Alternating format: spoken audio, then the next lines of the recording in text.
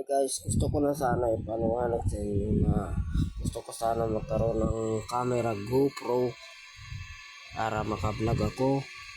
So, wala talaga akong kung sana makatulungan nyo naman ako. Kasi wala po laman yung camera. Yan, wala laman. Kasi ito, hindi po bagay sa camera o hindi lumalabas yung hindi ko alam yung ito. Ang bala ko sana GoPro para makapag YouTube channel. Hindi ako sa YouTube.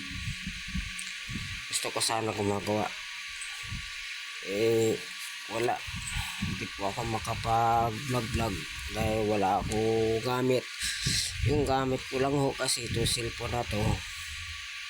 Hindi ko magawa kasi daming tawag, daming text, diba, sa trabaho. At least po, maghahantay po ako ng matulong ninyo sa akin. Sana tulungan niyo po ako, please. Sana po, meron magbibigay po. Yun lang po, salamat. Kasi, hindi pala, gusto ko sana makatulong sa mga tao. Kaya kaso ho, wala ho eh. Naya po ako sa inyo, kaya hantay na lang po sa blessing. Siguro mayroong tao na may puso na bibigay sa akin. Sana tutulungan nyo naman ako.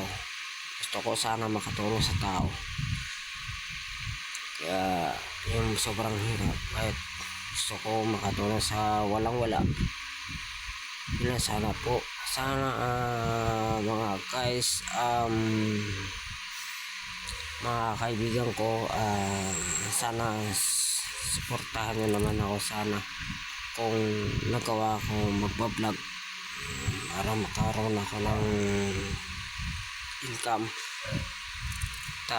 Saka yun lang ho, marami kasi ako na panood na mga tao na sobrang hirap ang buhay sa dinadaanan nila, na gusto ko sana tutulungan sila. So, sa nararamdaman ko doon na nakikita ko sa sobrang hirap ng tao na wala talagang makain, walang damit, walang matirahan, walang lahat po na nakikita ko po yan dito sa Pilipinas natin. Labi na po sa probinsya, sobrang hirap ng buhay. Kaya maraming taong gustong pumunta ng Manila para makatrabaho o ibang bansa. Tulad ko na kaya na ko sa amin bago nakapadpad dito sa Manila para matrabaho, pero konti lang naibibigay ko kahit magkaano, nabibigay ko para sa pamilya ko. So, at saka itong bahay na to, sa bus ko lang ito kasi nitirahan lang namin to, hindi po to aming bahay. Kahoy lang tong bahay namin, so sobrang liit lang, pero gusto ko sana makatira ng sariling bahay para para paluwag-luwag. Pero hindi po ako naghihingi sa inyo ng matitirahan, no. Nagtyaga lang ako kung baka sakali kapag mayroon na. Tsaka yun lang po, sana tulungan nyo man ako, tutulungan ko rin kayo. Yun lang po. Tsaka maraming salamat. Sana suportahan nyo naman ako sa nakapag vlog ako. Kaya ngayon lang ako nagre-request ng ganito.